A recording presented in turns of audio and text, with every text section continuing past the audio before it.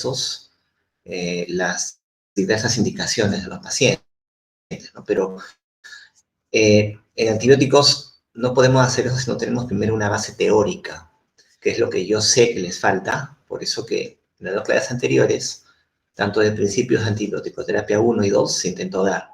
Ahora va a ser un poco más, digamos, aplicativo y en base a las infecciones más comunes. ¿Cuáles son las más comunes? Las más comunes vienen a ser las neumonías, las infecciones urinarias y las infecciones de piel y partes blandas, llámese la celulitis, ¿no? Que tienen esquemas terapéuticos bien definidos en base a los gérmenes más frecuentes que causan esas infecciones. Luego de eso, ya ustedes pueden revisar independientemente cada enfermedad. Por ejemplo, revisan brucelosis. En la brucelosis hay esquemas antibióticos específicos.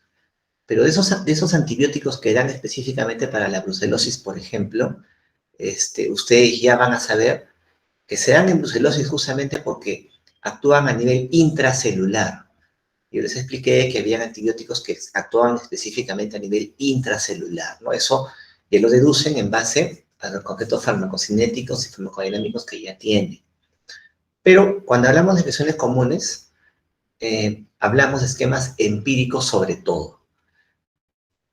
¿Por qué se llaman empíricos? Porque no tienen confirmación bacteriológica, sino que se dan contra los gérmenes más frecuentes. En ese sentido, vamos a empezar la clase del día de hoy. Vamos a tratar lo que es neumonía adquirida en la comunidad, neumonía intrahospitalaria, cistitis aguda no complicada, infección urinaria complicada, bacteriuria asintomática, infección de piel y partes blandas. Empezamos con lo que es neumonía. Y acá les quiero preguntar, ¿cuáles son los gérmenes más frecuentes que conocen ustedes de neumonía? Pueden responder por el mismo chat, sin problema. ¿Cuáles son los gérmenes más comunes causantes de neumonía que ustedes recuerden?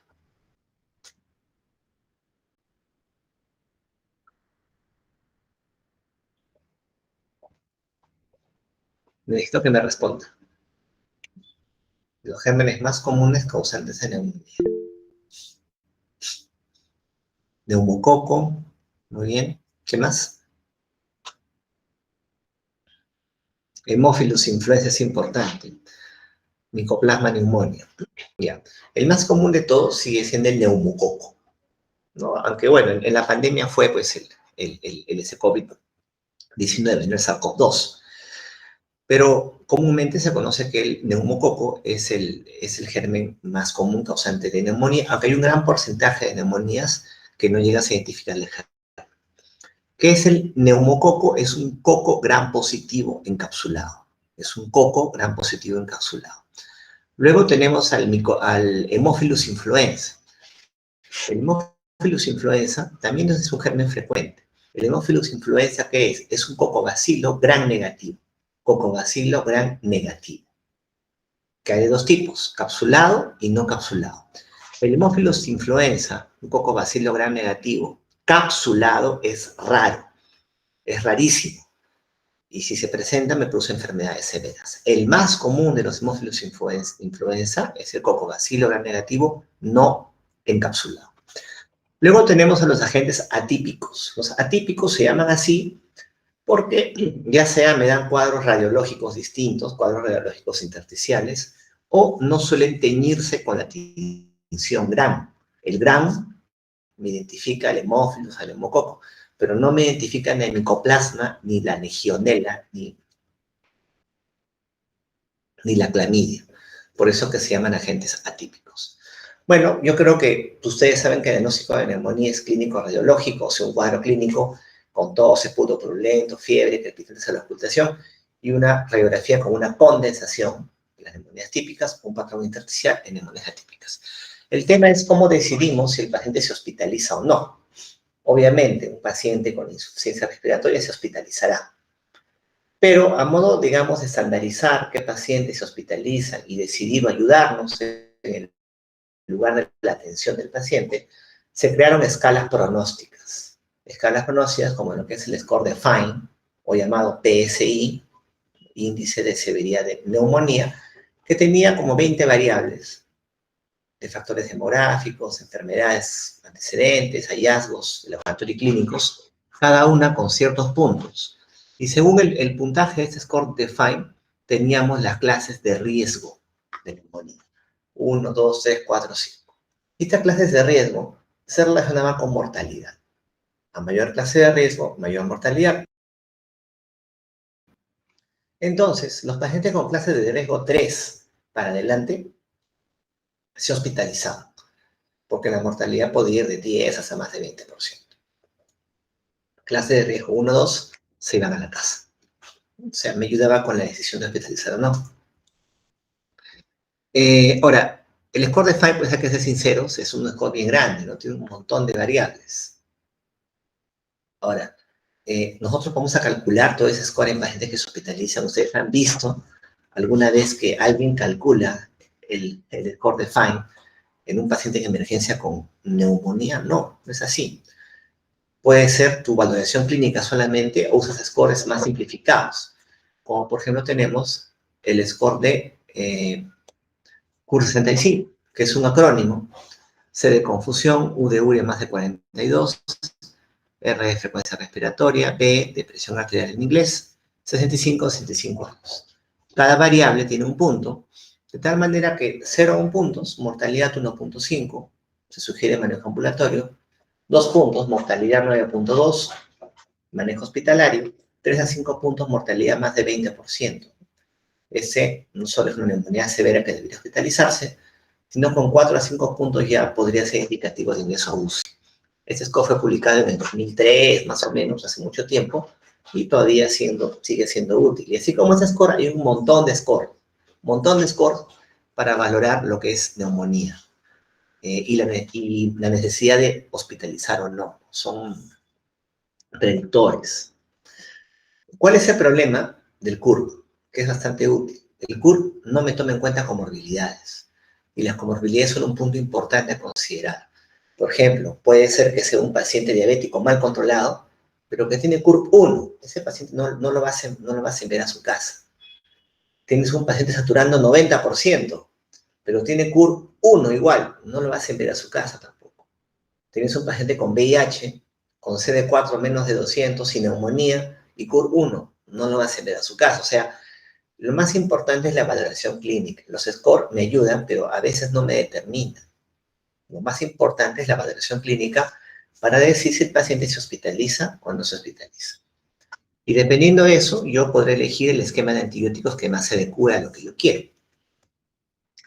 Luego también tenemos los criterios de la ITSA-ATS para definir necesidad de atención en UCI, en cuidados intensivos. Tenemos criterios mayores y criterios menores. Obviamente, cualquier paciente que tenga un criterio mayor, como es necesidad de ventilación mecánica invasiva o shock séptico, será indicativo de manejo en cuidados intensivos. O que tenga al menos 3 de los criterios menores que están acá. Con una sensibilidad de más del 70%, especificidad más del 90%, yo diré que ese paciente requiere ingreso a UCI. Yo creo que no está muy difícil, necesidad de ventilación mecánica y o shock séptico, este paciente con neumonía tiene que ir a estos. Esos criterios se usan para decidir la necesidad de cuidados críticos en un paciente con ya diagnóstico de neumonía. Y esto puede ser al ingreso, porque un paciente te puede venir al ingreso ya en shock o con necesidad de ventilación mecánica, o durante su hospitalización puede complicarse. Entonces son criterios que se usan para definir la conducta en los pacientes. Y dependiendo de eso tenemos el manejo. Tenemos la guía pues, del 2019 que sigue vigente, que divide a los pacientes para manejo ambulatorio. Manejo ambulatorio sería el CURP 0 puntos, una clase de riesgo de FINE de 1 o 2, o un paciente que lo veo estable clínicamente en emergencia. Yo lo he dividido en un paciente sin comorbilidades o con comorbilidades. Aquel paciente sin comorbilidades, con una edad menor de 65 años y sin uso reciente de antibióticos de amplio espectro en los últimos 90 días, este paciente tiene bajo porcentaje de probabilidad de resistencia. ¿Resistencia a qué? Lo que pasa es que algunos gérmenes, como el Haemophilus influenza, pueden producir enzimas. Enzimas que me hidrolizan a ciertos antibióticos. Acá les pregunto, de lo que hemos hecho, ¿qué enzimas ustedes conocen que hidrolizan antibióticos?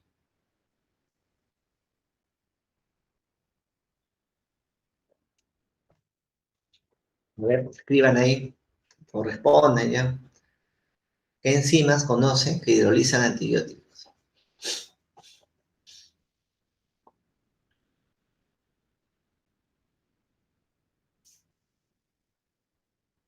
¿Se acuerdan? La primera clase, beta-lactamasas. Las beta-lactamasas. Hay hemófilos que pueden producir beta-lactamasas, lo mismo neumococos. Entonces, ¿cuáles son los factores de riesgo para que produzcan esas beta-lactamasas? Que tengas comorbilidades como diabetes, falla cardíaca, falla renal, cirrosis, que seas adulto mayor o que hayas usado antibióticos recientemente. Estos pacientes con estos factores de riesgo tienen la posibilidad que los gérmenes produzcan esas beta-lactamadas, sean resistentes a antibióticos usuales. Entonces, un paciente sin estos factores, con una neumonía diagnosticada clínica, radiológicamente, puede recibir amoxicilina, 1 gramo cada 8 horas, o acitromicina o claritromicina. Las de acá son opciones terapéuticas. Y la última opción, doxiciclina. ¿Cuándo preferiría usar doxiciclina?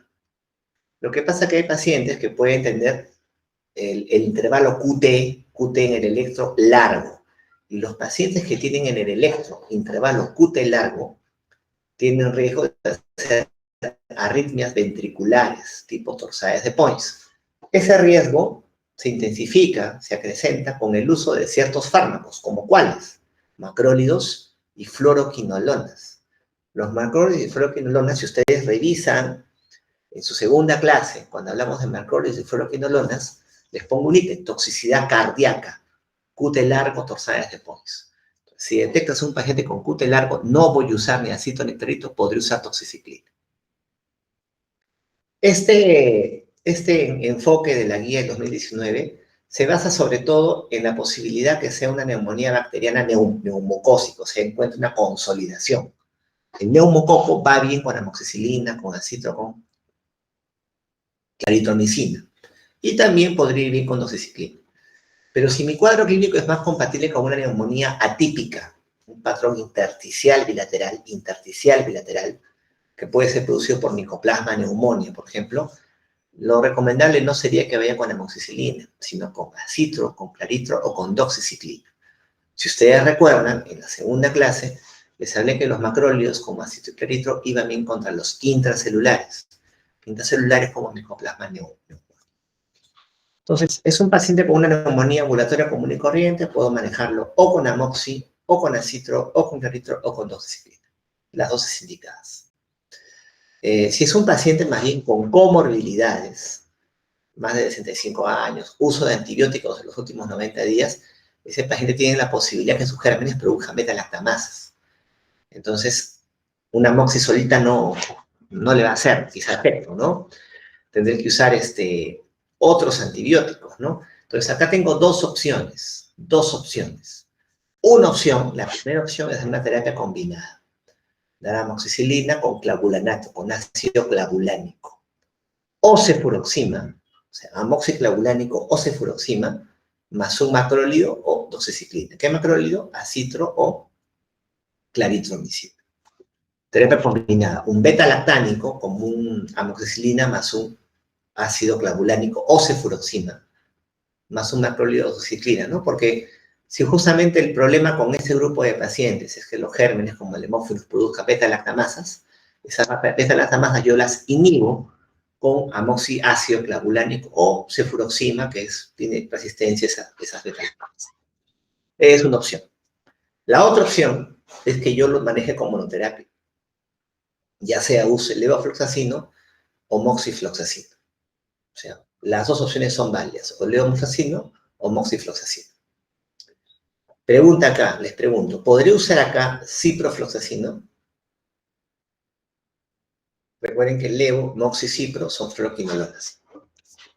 ¿Podría usar acá ciprofloxacino?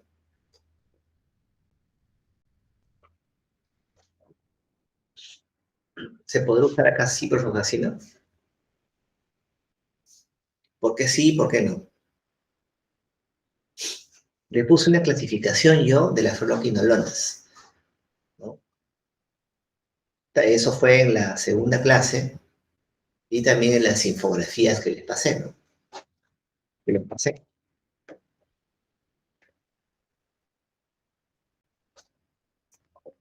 ¿Por qué no podría usar yo fluoroquinolonas?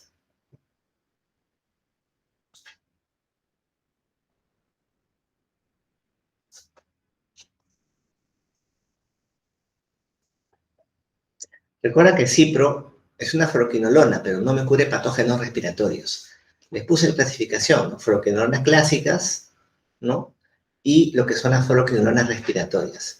Las fluoroquinolonas respiratorias, como el levofloxacino y moxifloxacino, me cubren patógenos respiratorios, tipo neumococo y las bacterias atípicas. Levo y moxi me cubren patógenos respiratorios, ¿no? Como neumococo y las bacterias atípicas, por eso que sí se pueden usar en neumonía. Cipro más bien no se puede usar en neumonía, porque Cipro no me cubre neumococo, ni me cubre micoplasma, ni me cubre legionela, ni las clamidias, que son los atípicos. Entonces, ese es el esquema para un paciente ambulatorio. Un paciente que se hospitaliza, que tiene un curso 65 de 2 o más puntos, un PSI de clase 3, 4, 5, ¿cuáles son las opciones terapéuticas para pacientes que se hospitalizan?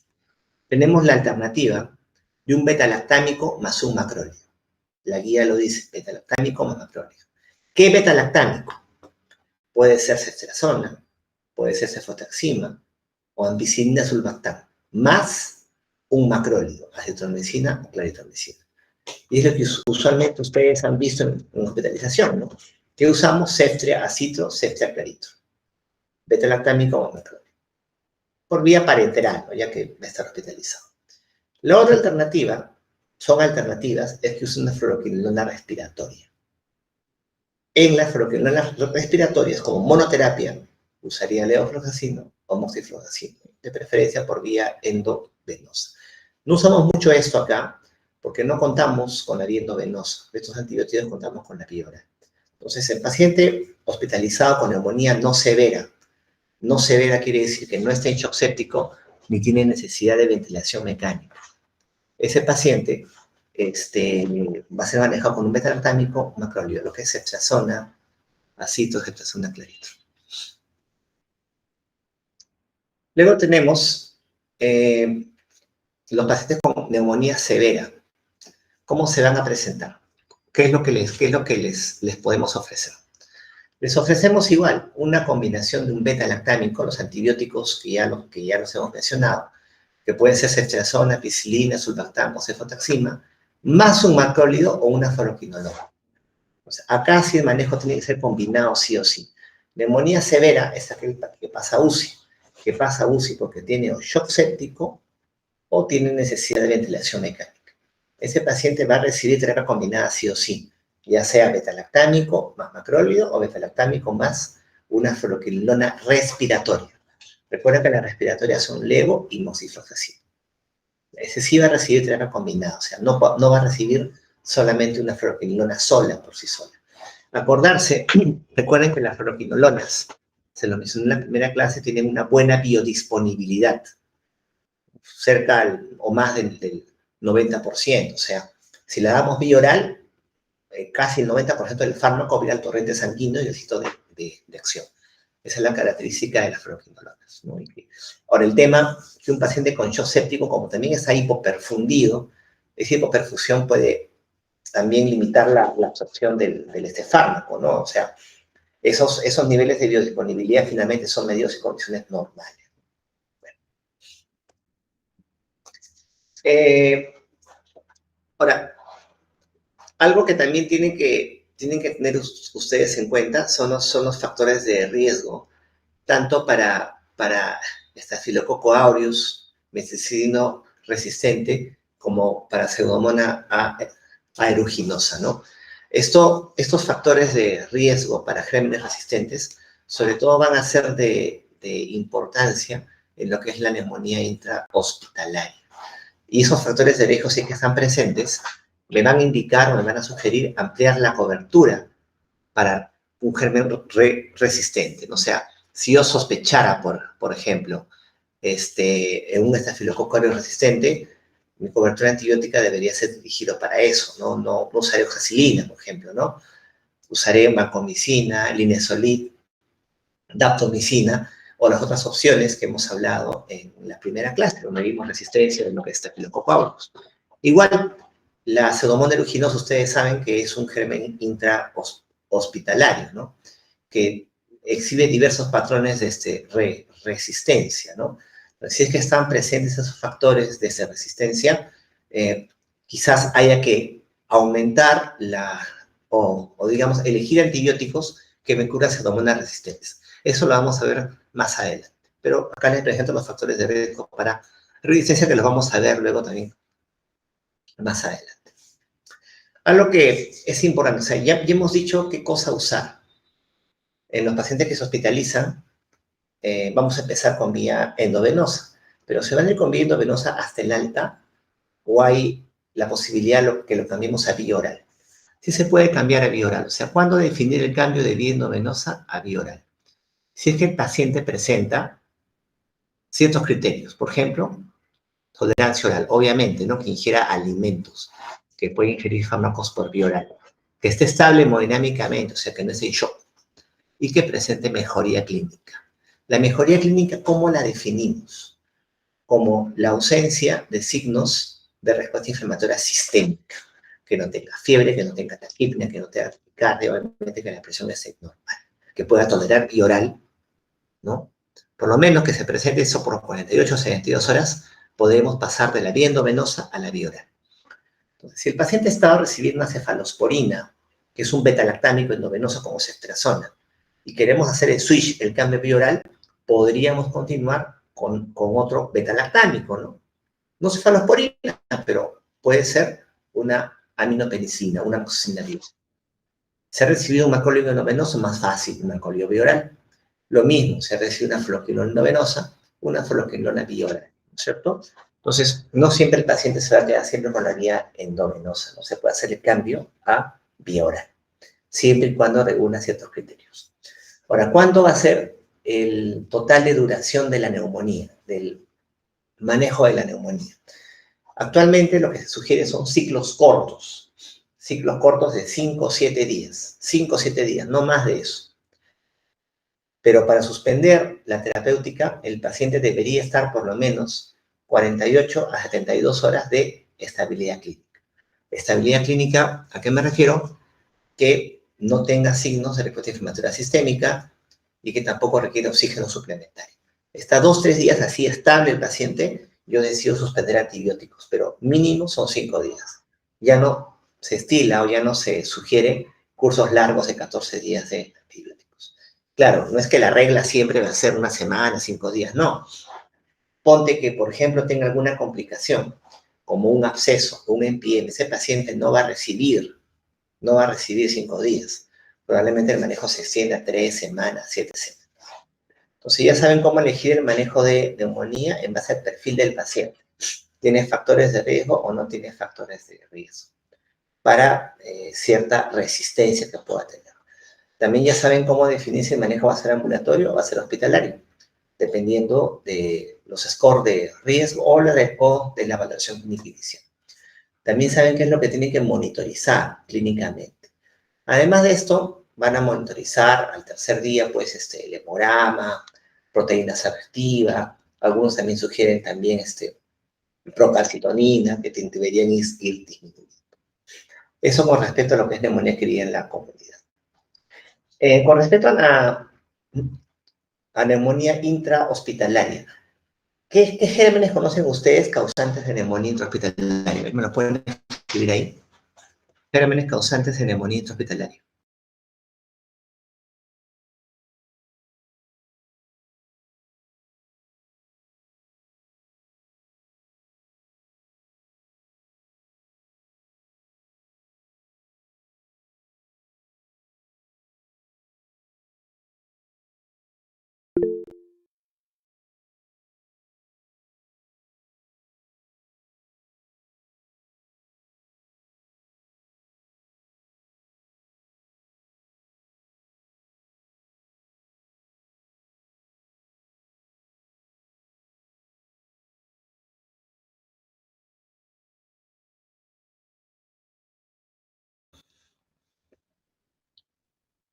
A ver, me están poniendo acá Pseudomonas, que está bien, Pseudomonas Klebsiella, Estafilococo. Daniela Oriunda ha puesto CPK. ¿Es CPK, Daniela? Yo creo que es KPC, ¿no? Es la KPC, ¿no? La Klebsiella pneumonia, productora de carbapenemasa, ¿no? La KPC, que es la que vimos justo en clase. E. coli también, los gran negativos, ¿no? KPC. Muy bien. ¿Sí? Pero, o sea, que les digan cuál es el gen más frecuente, la mayoría de textos concuerda que sería la pseudomona aeruginosa y la asociada a ventilación mecánica estafilococo. Pero la epidemiología del germen va a variar de acuerdo al hospital o la serie que ustedes lean. O sea, no es lo mismo los gérmenes de Revaliati que los de Mayo, puede haber un cambio. Pero entre Pseudomonas y Estafilo están ahí los gérmenes más frecuentes, ¿no? Entonces, tienen que recordar, ya se los mencioné, los factores de riesgo para resistencia, tanto medicinóresistencia en estafilococo, para multiresistencia en lo que son bacilos gram negativos y Pseudomonas aeruginosa. Ahora, van a escuchar mucho este término, ¿eh? Pseudomonas aeruginosa MDR. El término multidroga resistencia originalmente nació con la tuberculosis, pero ya se ha hecho extensivo a otras bacterias, como los gram negativos. Entonces, ustedes saben que la forma en que una bacteria reacciona o responde a un antibiótico, las características de respuesta de una bacteria a un antibiótico se llama fenotipo, ¿no? Fenotipo. En el antibiograma hemos aprendido eso, ¿no? Entonces, estas bacterias gram negativas exhiben ciertos fenotipos, que podemos dividirlas en multidrogoresistentes, MDR, extensamente drogoresistentes, XDR, y en pan-resistentes, pan-drogoresistentes, PDR. Van a encontrar ustedes pseudomonas, klebsielas, E. colis, MDRs, XDRs, PDRs. MDRs, por ejemplo, resistencia a un antibiótico de 3 o más clases, a un antibiótico de cada grupo. Por ejemplo, intensias cefalosporinas, fluoroquinolonas, aminoglucósidos. Estos pacientes con un germen gram negativo MDR, la indicación suele ser carbapenems, por ejemplo, carbapenems. Luego tenemos extensamente resistentes. Resistencia a todas las clases. O sea, además de cefalosporinas, fluoroquinolonas y aminoglucósidos, también resistentes a los carbapenems. En los XDR serían los resistentes a carbapenemasas, ¿no? Bueno, los productores de carbapenemasas, que son los reagentes a carbapenems. Entonces ya no podría dar en esos pacientes carbapenems. ¿Se acuerdan qué antibióticos daban en los que eran resistentes a los carbapenems? Sí les mencioné, ¿no? ¿Qué antibióticos se podían usar en los pacientes resistentes a carbapenems?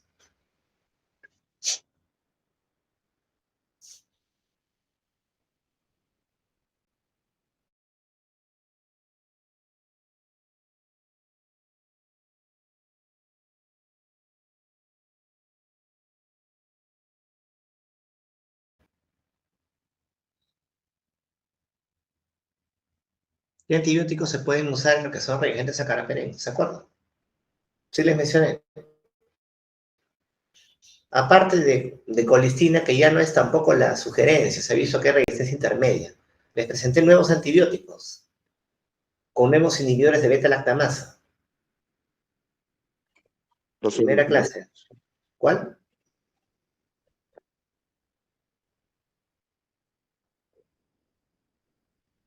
Ceftazidima, avibactam, ¿se acuerdan?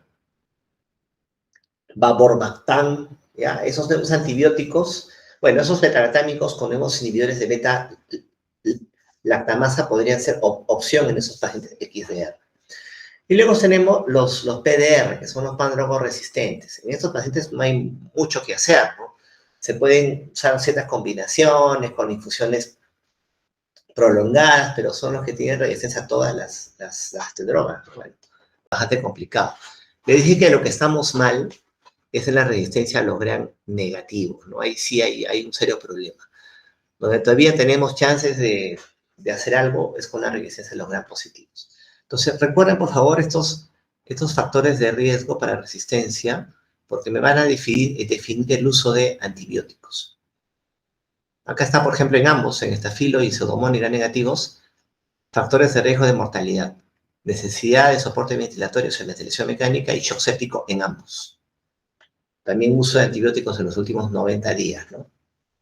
¿Qué quiere decir? Que un paciente con una neumonía intrahospitalaria en shock séptico, yo tengo que pensar que es una pseudomona, un gram negativo resistente, un estafilo resistente. Entonces, no puedo empezar con antibióticos de uso, digamos, común y corriente. Debo dar antibióticos pensando que es un germen resistente. O sea, si tienes shock séptico o requerimiento de ventilación mecánica, tengo que dar lo mejor de lo mejor que tengo, porque si no, este paciente se muere, ¿no? Entonces, acá tenemos los esquemas antibióticos de frente, ¿no? Tenemos sin factores de riesgo para pseudomonas y bacilos gram negativos resistentes, sin factores de riesgo, ¿no? De lo que les he presentado, ninguno de ellos. No es en riesgo de muerte, no ha usado antibióticos en los últimos 90 días, no tiene shock séptico, no requiere ventilación mecánica. Podría usar una monoterapia, o sea, un solo antibiótico, que no es probable que su pseudomona o su gram negativo no sea resistente. ¿Qué se sugiere? Piperacilina con tazobactam, cefepime, ceftazidima. ¿Qué de común tiene ceftazidima, cefepime y pipetazo? ¿Qué de común tiene? Se los mencioné en la segunda clase, ¿no?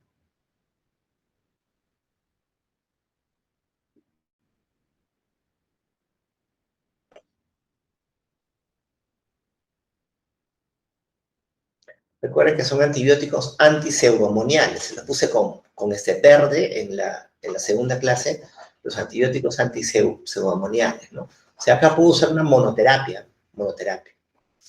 Pero si ya tengo factores de riesgo para pseudomona y gram negativos multidrogo resistentes, los factores que les he presentado, lo que se sugiere es usar antibióticos de mayor espectro, como carbapenems, pero incluso sugieren dar una doble cobertura antipseudomónica, como dice acá. Si hay factores de riesgo para pseudomonas aeruginosa y bacilos MDR, se sugiere doble cobertura antipseudomónica. Y la doble cobertura se sugiere que sea un beta-lactámico. Beta-lactámicos son penicilinas, cefaloporinas carbapenems, más una fluoroquinolona o aminoglucosio. Entonces, tengo factores de riesgo para gérmenes resistentes a negativo de pseudomonas, o meropenem o hiperencilasatina, más una fluoroquinolona, una aminoglucosio. Pero fluoroquinolonas que me curan pseudomonas.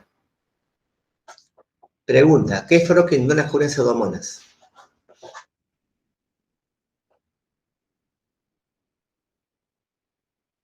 ¿Cuáles son las fluoroquinolonas que curan pseudomonas?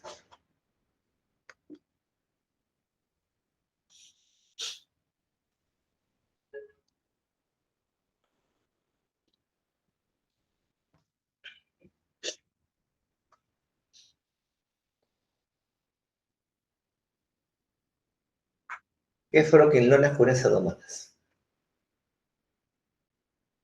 Levo, ¿y cuál es el otro? Ciprofloxacino, cipro y levo. ¿Y qué aminoglucósidos curan pseudomonas?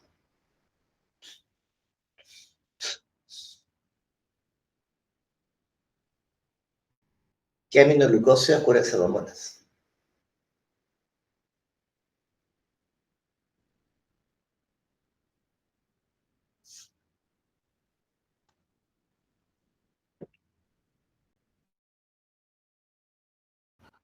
Amicacina, gentamicina y tobramicina. Muy bien.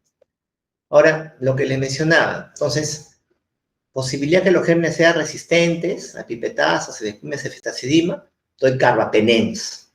Incluso le meto doble terapia antipseudomónica. Pero también hay la posibilidad de que sean resistentes a los carbapenems, ¿no? Eso es lo que viene a continuación. Entonces, ¿qué pasa si la pseudomonas, los gram negativos, son resistentes a los carbapenems? Lo que les mencionaba, los nuevos inhibidores de la beta-lactamasa, ¿no? Tenemos ceftazidima, vivactam, ceftolozane, tazobactam, y penicilina, relebactam, meropenem, vaborbactam. Ustedes tienen que hablar ya de esto, ya no estén solo con ceftazidima, ¿no? O sea, en casos de resistencia a carbapenems, ceftriaxone y penicilina relebactam. ¿Dónde entra la colistina, que antes estaba acá? La colistina ya sería un manejo de segunda línea, porque se ha visto que tiene resistencia intermedia incluso. O sea, puede que no sea tan efectiva, ¿no? Ahora, hemos hablado solamente, y es lo que está con color azul, de la resistencia a gram negativos y pseudomonas, ¿no es cierto? Pero si se presentaran factores de riesgo también de resistencia, de estafilococo aureus, o sea, para presencia de estafilococo aureus meticilino resistente, se debería añadir a esto, obviamente a esto, vancomicina o linezolid. Añado. Entonces, podría yo dar meropenem, más leo, más banco o linezolid. O sea, quiero que ustedes separen los factores de riesgo para negativos y gram positivos que se parecen bastante. Entonces, cubro ambos, en ese caso, ¿no? Se da cobertura, como dice acá, en la llamada, para gram negativo CMDR y estafilococo aureus resistente, sí, tiene factores de riesgo para mortalidad. Los factores de riesgo de mortalidad son, recuerden, shock séptico, necesidad de ventilación mecánica o antibiótico terapia en los últimos 90 días. Acá les pongo todos los antibióticos antipseudomoniales, ¿ya? Esto les va a servir. Tenemos lo que son cefalosporinas, ceftazidima, cefepime, sobre todo. Cefoperazona, algunos no lo consideran, por eso lo pongo más de chiquito, y cefiderocol también. Fluoroquinolona, ciproilevo, aminoglucósidos, amica, genta, tobramicina. Penicilinas de tercera generación, o antipseudomónicas, hiperacilina con tazobactam, itracilina ácido clavulánico, carbapenems, como meropenem y penem, doripenem lo pongo más abajito. Acuérdense que el ertapenem no cubre pseudomonas. Tenemos los monobactámicos, como Asternan, las polimixinas, como colistina y polimixina B. Ya saben que lo de colistina ha pasado a una segunda línea. También tenemos fosfomicina. Fosfomicina, sobre todo, se usa para cubrir patógenos de la vía urinaria. ¿Ya? O sea, solamente se usa en vía urinaria baja, nada más. Y luego tenemos los nuevos beta-lactámicos. Bueno, los beta-lactámicos más los nuevos inhibidores de la beta-lactamasa, que son ceftriaxone, ceftorozano, tazobactam y penicilina relebactam. Sobre todo, estos se usan en qué casos? Cuando podemos optar por otros antibióticos.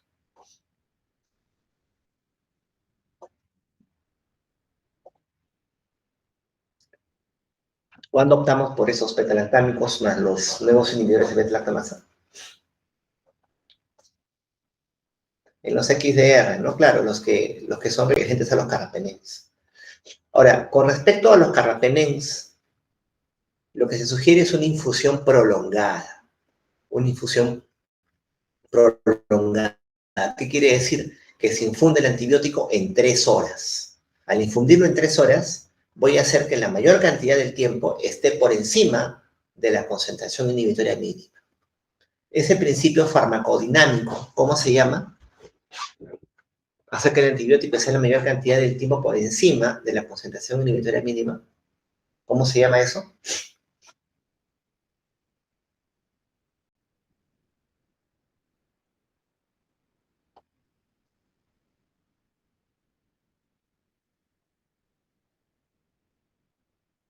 A ver.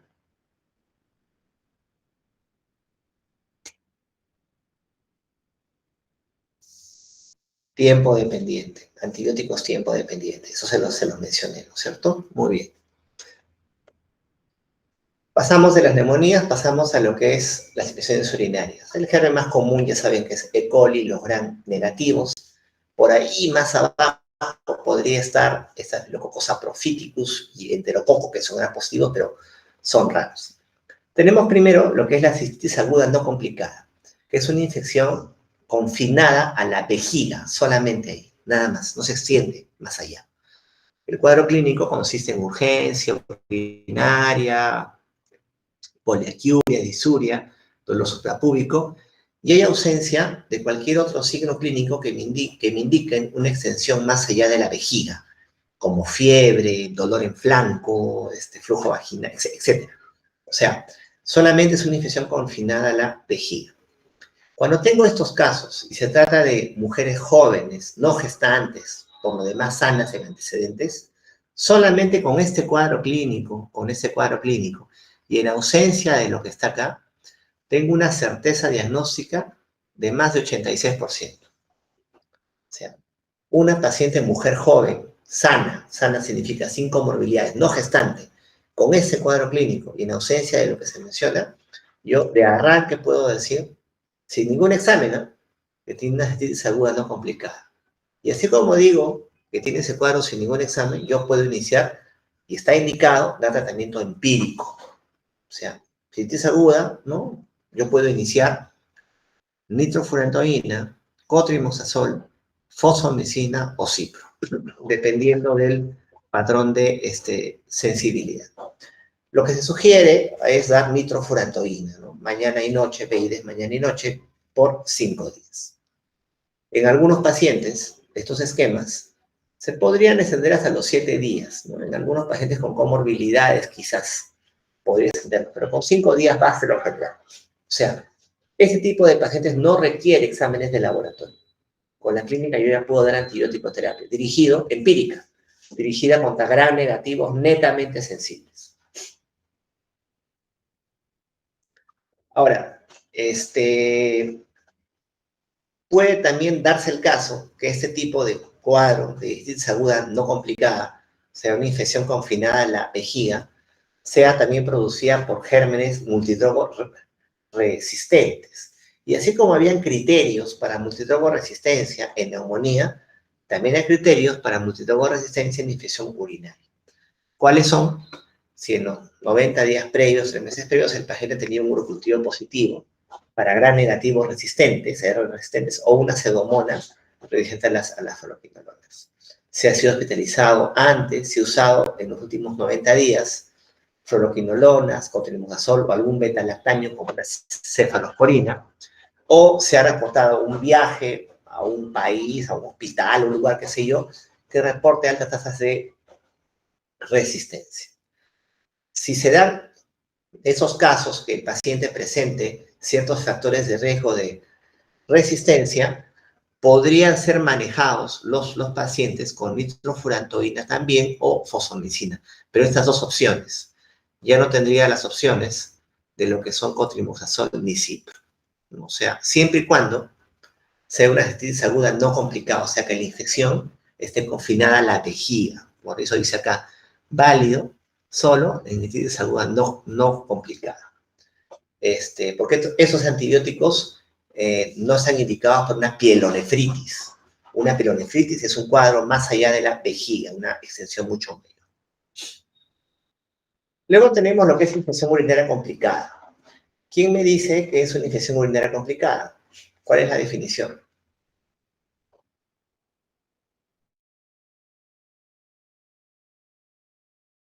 ¿Cuál es la definición de una infección urinaria complicada?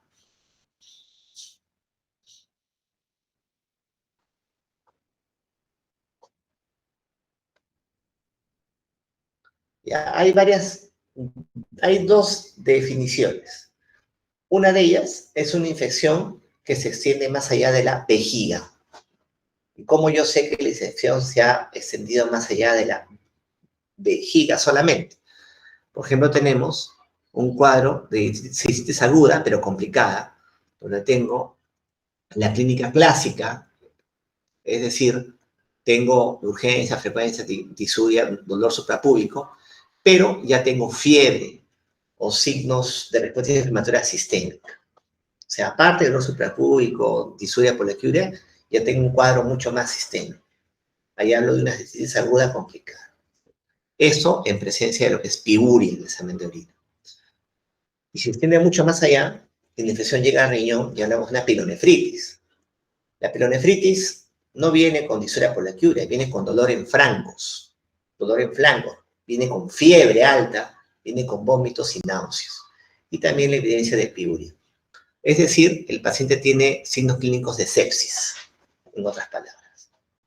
Entonces, una definición de una infección urinaria complicada, una ITU complicada, es una infección que se extiende más allá de la vejiga. Uno. La otra definición, ¿cuál es? Es una infección urinaria que se presenta en un contexto que me pueda condicionar fracaso terapéutico. Infección urinaria que se presenta en un contexto que me pueda condicionar fracaso terapéutico. ¿Cuál es ese contexto que me pueda condicionar fracaso terapéutico? Presencia de comorbilidades, por ejemplo. Diabético, VIH, algún paciente con una paraplegia, usuario de sonda, ¿no? O una anomalía anatómica, por ejemplo, un doble uréter, un riñón poliquístico, un riñón en herradura, qué sé yo. O una hipertrofia prostática benigna, por ejemplo. O sea, infección urinaria que se presenta en un contexto que me puede condicionar fracaso terapéutico. Eso es lo que es una ITU complicada. En las infecciones urinarias complicadas, aquí, aparte de la clínica, sí requiero la presencia de piuria, ¿no? Y un urocultivo. Dentro de los exámenes de ayuda diagnóstica, el urocultivo es fundamental para comprobar, para certificar lo que es una infección urinaria y también ver el perfil de sensibilidad. También tenemos el examen de orina. Este examen de orina, ¿qué cosa incluye? Un análisis microscópico. Yo observo si encuentro más de 10 células de leucocitos a los de piuria.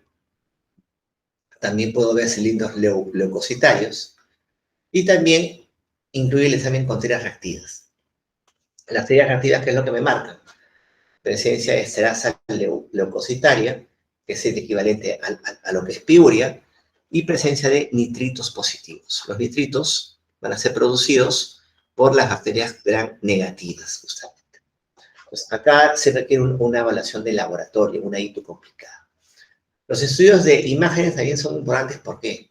Para descartar alguna anomalía anatómica o una neuropatía obstructiva que me puedan condicionar alguna variación en el manejo antibiótico.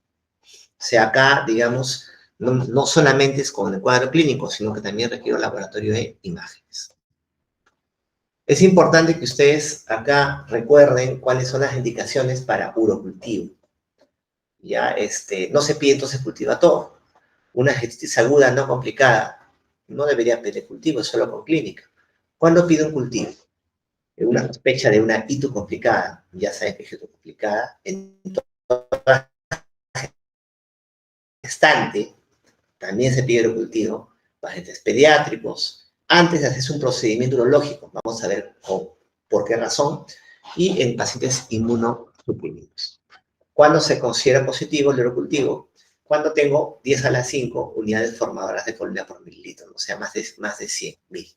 Y también tiene algunas variantes esto, dependiendo cómo se obtenga la muestra. Pero en líneas generales, más de 10 a la 5 o más de 100.000 unidades formadoras de colonias para considerar un urocultivo positivo. Como les dije al inicio, en cistitis aguda no complicada, ¿en qué casos no se requiere urocultivo ni tampoco se requiere examen de orina? O sea, solo con la clínica yo doy un tratamiento. En mujeres jóvenes, no gestantes, sanas, con síntomas típicos de una cistitis aguda no complicada, o sea, disuria, poliaquiuria, rosura púbico, pero sin fiebre, sin signos de que el cuadro es sistémico. ¿Cómo se maneja una infección urinaria complicada?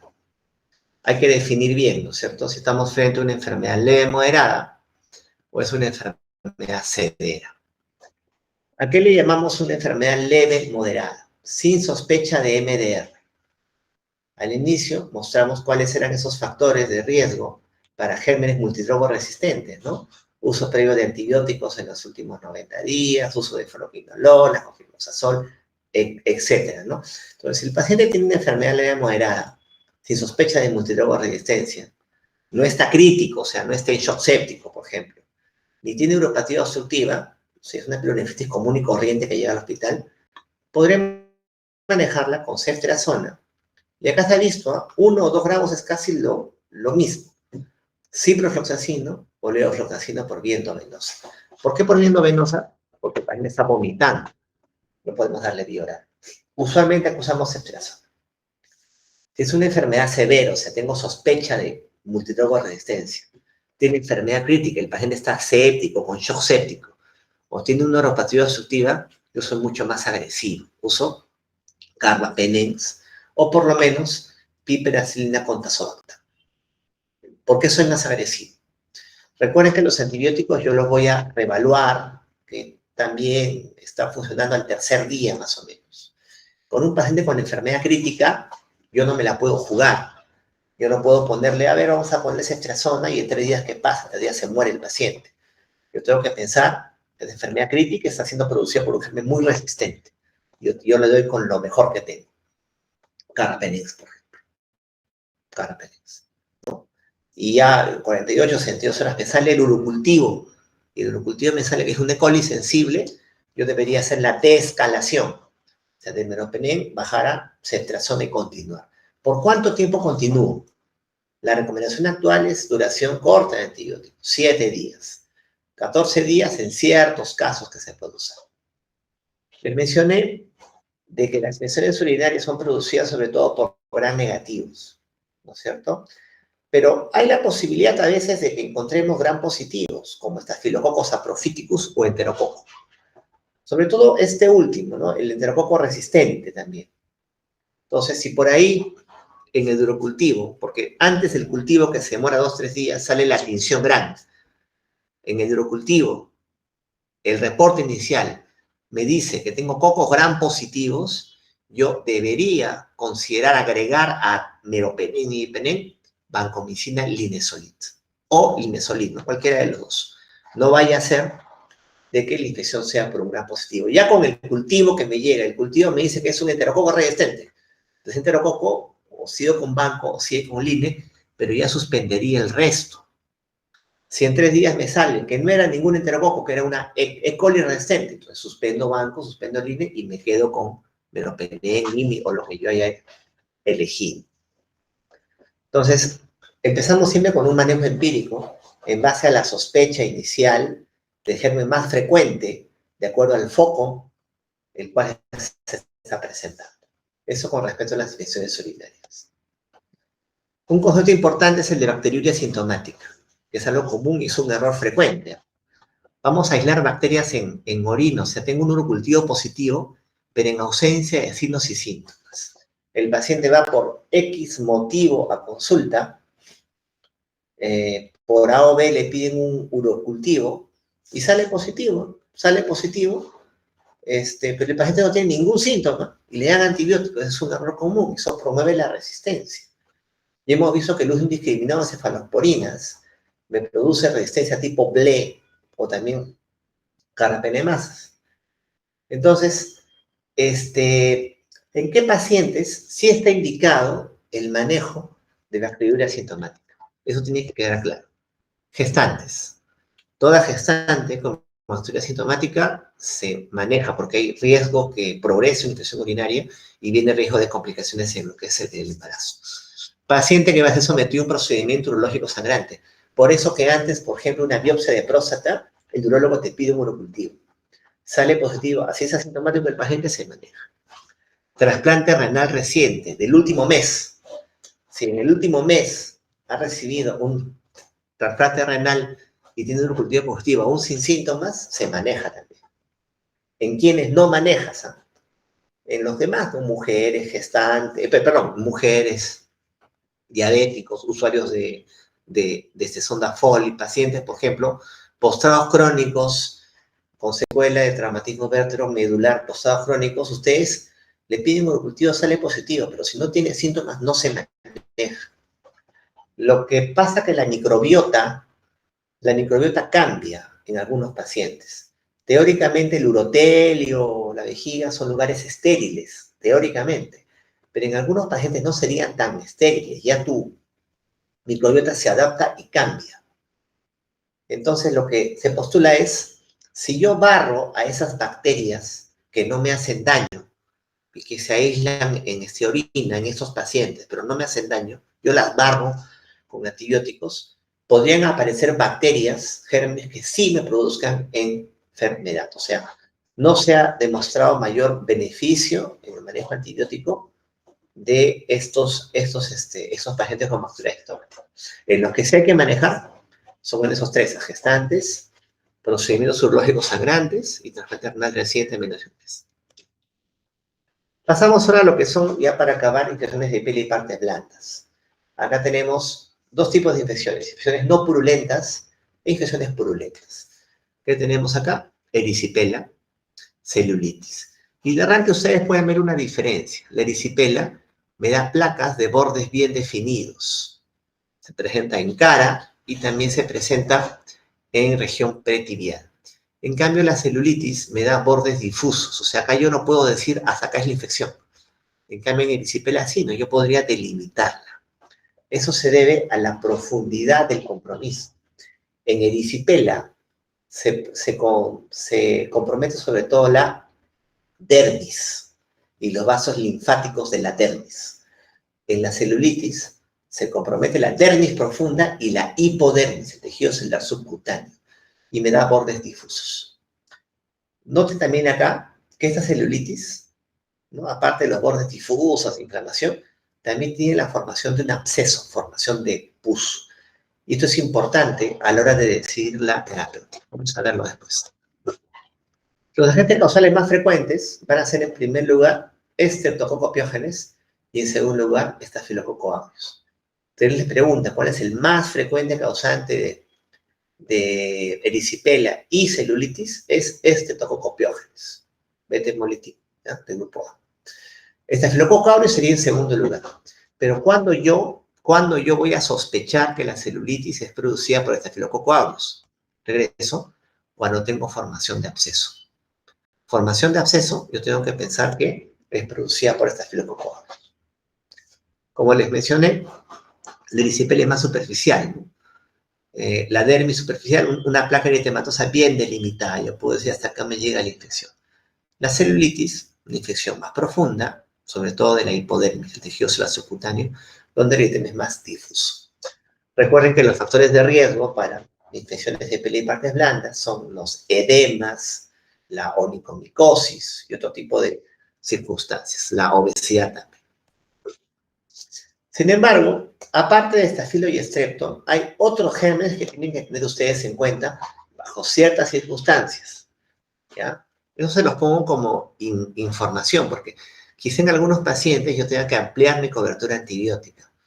Por ejemplo, en un paciente con cirrosis hepática que haya celulitis, tengo que tener mucha consideración con los gram negativos.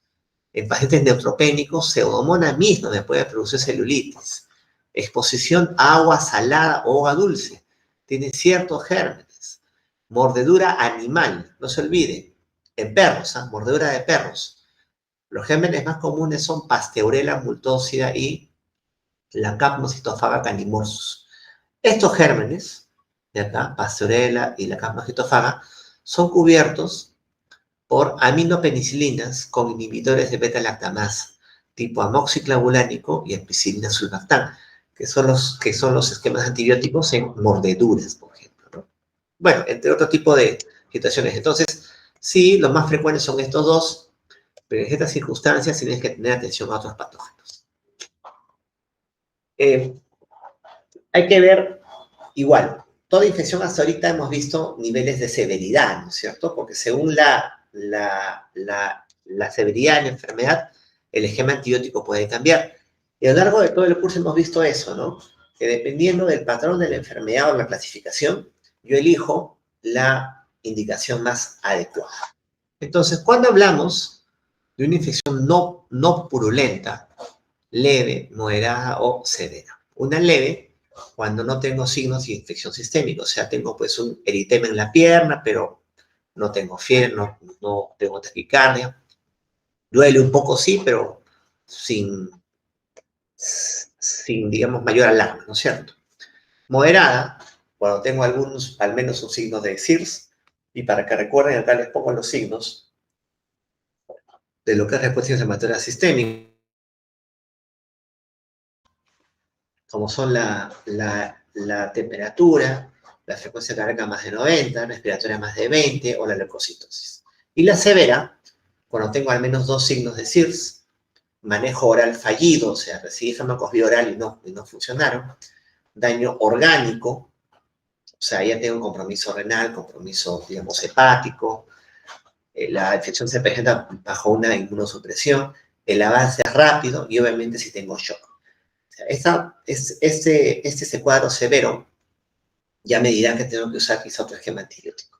Acá en manejo fallido, no solamente es vía oral, sino también el manejo por vía endovenosa. Hay pacientes que nos hospitalizamos, le damos manejo endovenoso y vemos que 3, 4, 5 días no hay buena respuesta, ya pasa a ser un cuadro severo. Como dice acá el llamado, signos de síndrome de respuesta inflamatoria sistémica, una rápida progresión de intolerancia oral, serían indicativos de manejo endovenoso, ¿no? O sea, hablaríamos de una infección de piel y partes blandas moderada a severa, ¿no? Que están dentro de estos criterios, serían para manejo endovenoso. Entonces, ¿cuáles van a ser los esquemas de tratamiento?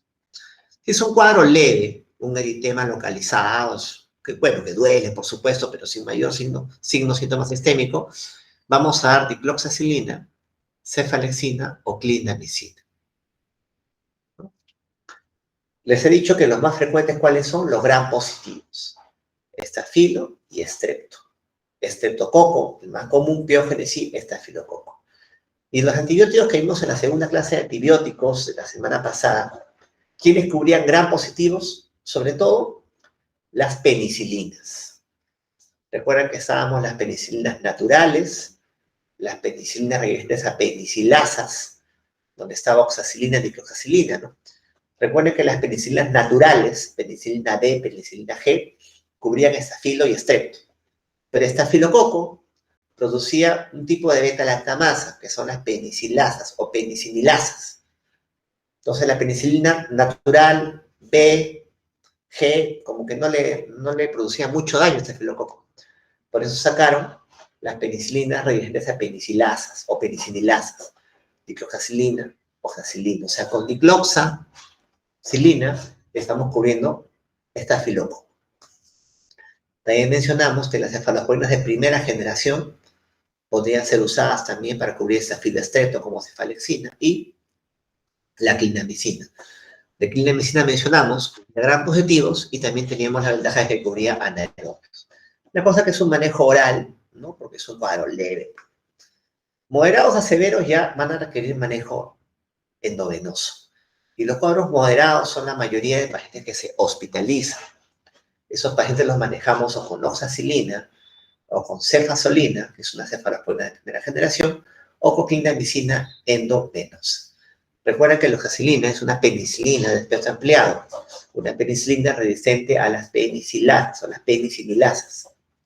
Es una oxacilina que me cubre bien el Staphylococcus pyogenes y también me cubre bien el estafilococo, productor de penicililasas. Algo que es bien curioso, que tienen que saberlo, que yo les he hablado mucho que el estafilo produce las penicilasas, produce metilino resistencia. ¿Y qué cosa hay del estococo? El piógenes. Ese estococo piógenes no suele producir resistencia. O sea, hasta ahorita, felizmente, sigue siendo sensible a las penicilinas. Con ese no es el problema, se muere con los antibióticos. El que a veces tenemos problemas es con el estafilococo aureus o con los otros gérmenes que hemos visto que se presentan de acuerdo a cada situación clínica. Ahora, si es un cuadro severo, ¿y qué es un cuadro severo? Hemos visto el paciente que tiene respuesta inflamatoria sistémica, compromiso orgánico, está en shock. Ese paciente sí, lo más común es que sea por gram positivos, pero como les he puesto también en los gérmenes para cada situación, se puede presentar incluso pseudomonas, otros gérmenes más. Entonces, yo tengo que pensar que es un germen más resistente, que me está produciendo ese daño tan severo. Entonces, mi cobertura será más amplia. Le daré vancomicina más piperacilina con tazobactam. Como alternativa a pipetazo, también se puede usar carbapenems. O sea, puede ser banco, pipetazo o banco, imipenem o meropenem, porque es un cuadro severo. Obviamente, saco cultivos, en algunos casos manejo quirúrgico con debridación, y si el cultivo me sale que es sensible a oxa, yo paso a oxacilina sin problema. Usualmente se maneja por 5 días la celulitis, las infecciones de piel y partes blandas, pero en cuadros más severos el manejo podría ampliarse. La cosa que, en general, el paciente tiene que estar estable y sin signos de respuesta inflamatoria por lo menos por 3 días.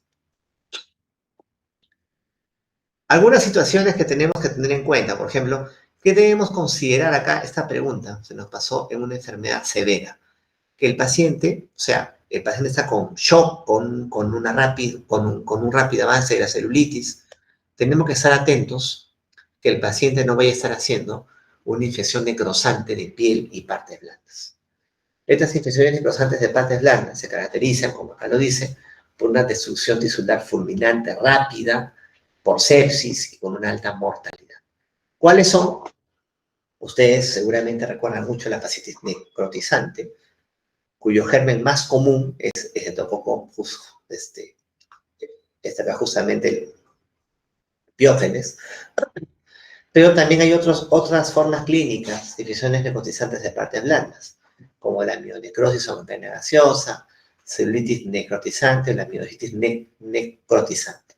Cada una con sus agentes etiológicos y con su cuadro clínico característico y algunas anomalías de laboratorio, pero que la mayoría, excepto la celulitis necrotizante, tienen en común algo: debridación quirúrgica. El manejo más importante, prioritario, es la debridación quirúrgica. Y obviamente, como es un cuadro severo, el paciente viene tóxico, viene con shock, mi esquema antibiótico tiene que ser como para un cuadro severo. Banco, pipetazo, que es lo que está acá. Banco, pipetazo, banco, pipetazo, banco, pipetazo.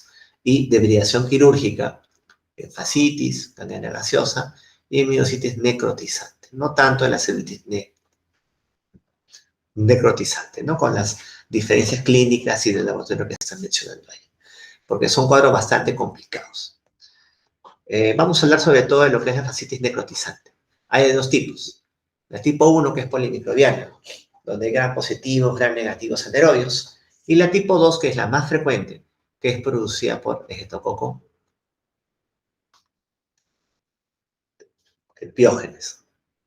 El cuadro clínico en que consiste va a ser un cuadro agudo, por lo general son pacientes con una celulitis, pero es una celulitis que tiene una evolución muy rápida y una muy mala evolución, bastante severa, bastante tórpida, ¿no? Es un cuadro agudo, con fiebre. Un signo importante es el dolor intenso que presenta en el paciente en el miembro, formación de bulas con contenido sanguinolento, y por la misma infección y la misma compresión de los vasos sanguíneos van a haber zonas de necrosis, tal como se aprecia en esta foto, ¿no? Y obviamente signos de este sepsis. ¿En quiénes se presenta ese tipo de cuadros clínicos? En pacientes diabéticos principalmente y alcohólicos crónicos, entre otras comorbilidades. Entonces pueden tener un paciente, por ejemplo, diabético, mal controlado, que acude de emergencia por una celulitis, la cual se caracteriza por un dolor intenso, formación de ampollas hemorrágicas con áreas de necrosis. Su sospecha diagnóstica va a ser una fascitis necrotizante, ¿no? Podrías pedir ciertos exámenes de ayuda diagnóstica, pero tu decisión ahí, ante la sospecha, debería ser inmediata y deberías proceder principalmente con el manejo quirúrgico. Hay algunos tipos especiales según la localización de esta fascitis necrotizante, sobre todo que se relaciona con la tipo 1, que es la polimicrobiana. Cuando esa fascitis necrotizante se localiza en la zona de los genitales y el periné, se denomina gangrena de Fournier. Y cuando esa fascitis necrotizante polimicrobiana se localiza en el piso de la boca, se llama angina de Ludwig. Son, digamos, tipos especiales, por así decirlo, de acuerdo a la localización. Pero de eso recuerden que el manejo principal va a ser quirúrgico.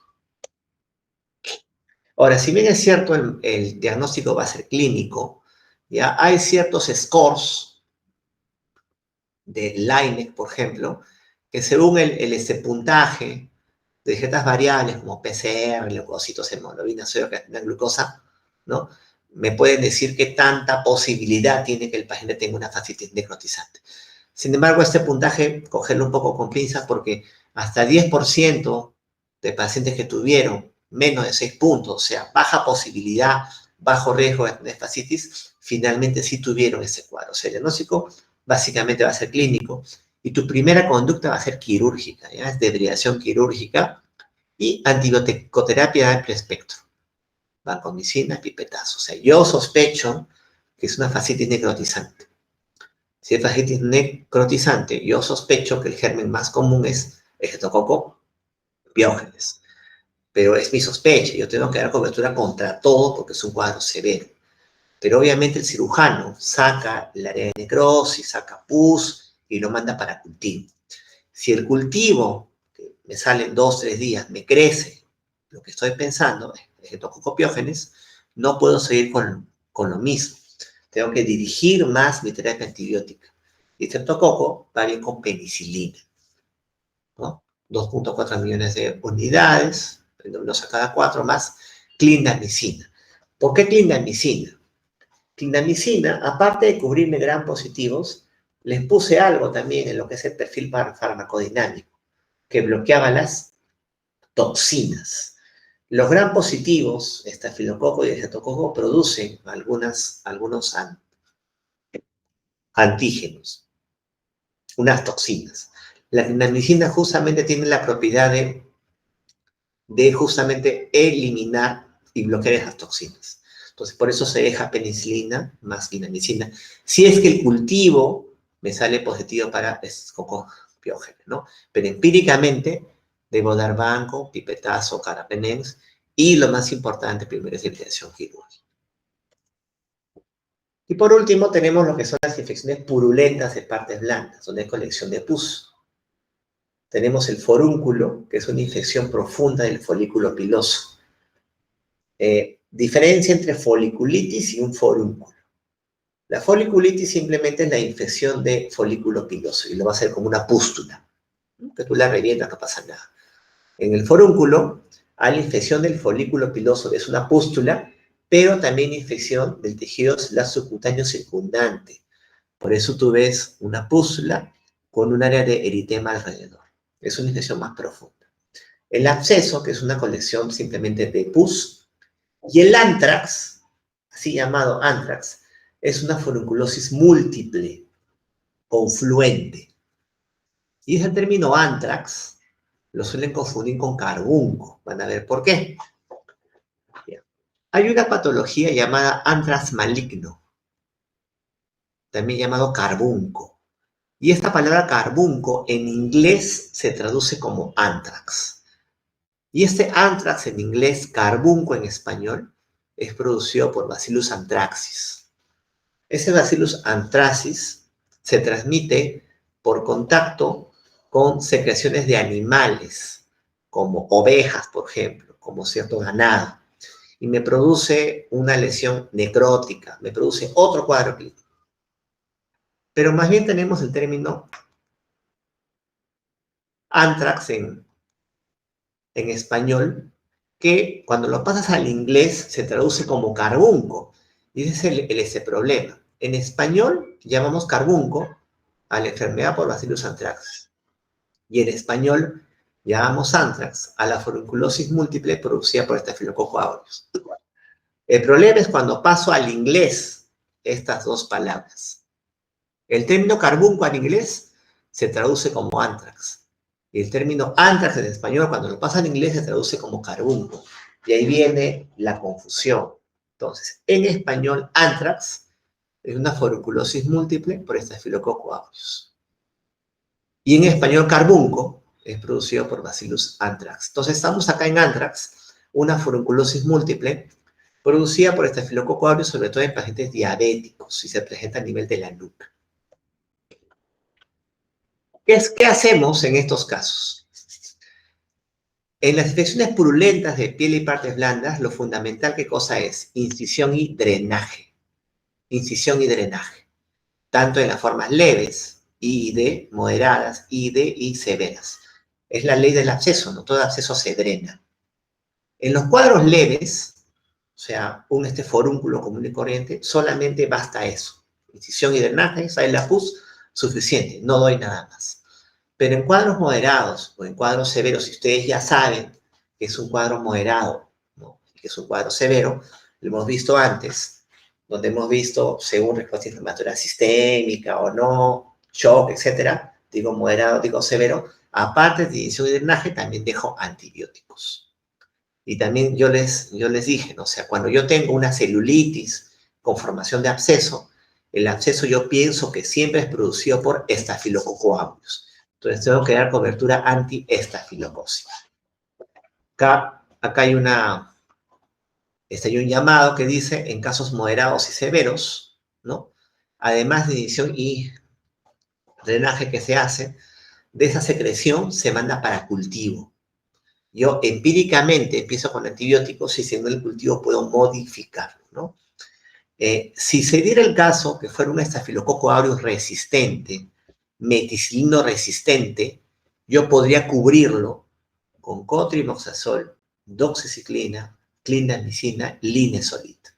Cotri, doxi, clinda y line, como dijimos en la primera clase, me cubren estafilococo aureus resistente.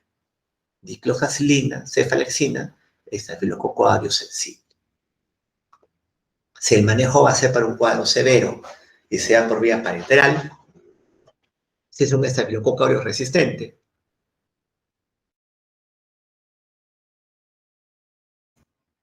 yo lo cubriré, si es resistente, con vancomicina, con linesolid, con daptomicina o cetarolina.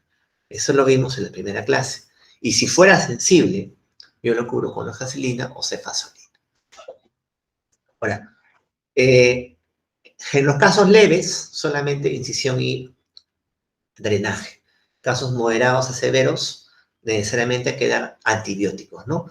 También pueden verlo de esta forma, ¿no? Si ven que el absceso es más de 2 centímetros, o sea, es un forúnculo grande, las lesiones son múltiples o confluentes, como este caso que hemos enseñado de el antrax, que es una forunculosis múltiple, tiene celulitis asociada o tiene otros signos como sepsis o comorbilidades, sí se recomienda lo que es dar el uso de antibióticos. O sea, un criterio es por la severidad y otro criterio es por qué tan grande es lo que es el absceso. Ya saben que lo que se recomienda son ciclos cortos de antibióticos por 5 días y puede recomendarse hasta extenderlo por mucho más en algunos casos más complicados. Recuerden de este cuadro ¿qué antibióticos se dan para estafilococo aureus resistente? ¿No? Cotri, doxiclina, line, vancoline, dapto, cetarolina. Y para estafilococo aureus sensible, diclofacefalexina, oxacefazolina. Esa creo que es la última, sí. Esa debería ser la última diapositiva. No sé si tienen alguna pregunta.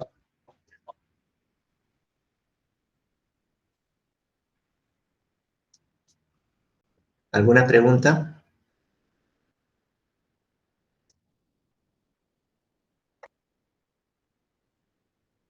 Doctor, una consulta. Dime, adelante. Si hay justo una cistitis aguda no complicada, o sea, lo trato y los síntomas no mejoran, ya lo pasaría como MDR. Si los síntomas no mejoran de una cistitis aguda no complicada, lo primero que tenías que preguntarte es si en realidad es una cistitis. No vaya a ser que sea una urolitiasis, una cistitis de otro tipo intersticial, o, como tú dices, que sea un germen resistente. Si el paciente no mejora con una terapia antibiótica inicial, ahí sí estaría indicado un urocultivo y una reevaluación, a ver si, aparte de lo que sospecho, es otro tipo de patología como una litiasis.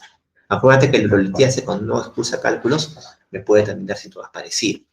Entonces, estaría indicado un cultivo y evaluación de otras causas de los síntomas. Ok, doctor, gracias. ¿Alguna otra pregunta?